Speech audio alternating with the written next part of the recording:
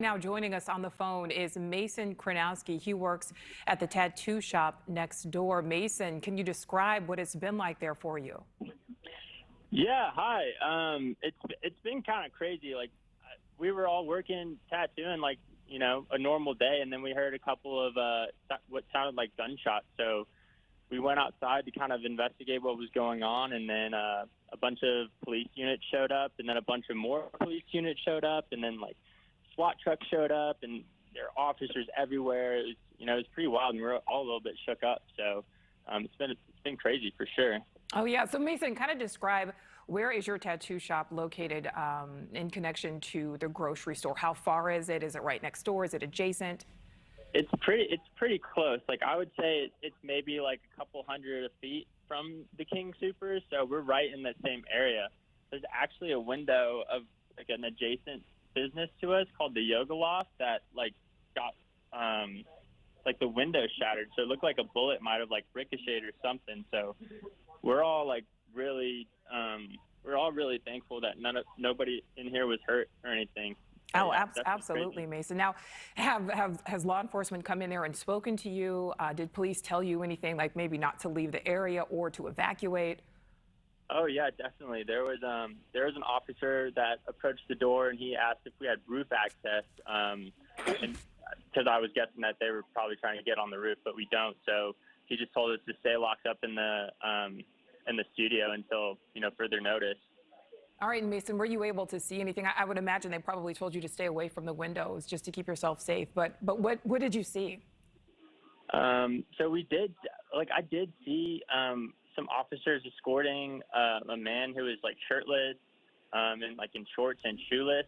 So I don't know if it was like one of the suspects or one of the shooters, but like it looked like he was shot in the leg. So like his leg was super bloody and they were escorting him away.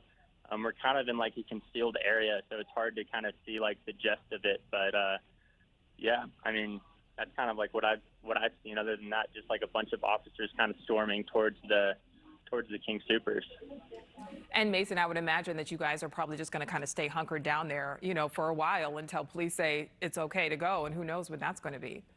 Oh yeah, we're totally chilling. I was like in the middle of a tattoo when this was happening, right? So like I was like, all right, well like let's kind of finish this one up and then like stop, because I didn't want to just like stop. So we were almost done, so we finished that up, and now we're all just kind of like waiting to see what happens.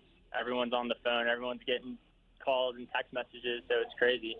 And Mason, none of this has been confirmed at this point, but I know there were some citizen journalists who were live streaming, and it appeared that there may be some victims in the parking lot at one point. Were you able to see any possible victims, or did you only see that man who was taken out in handcuffs?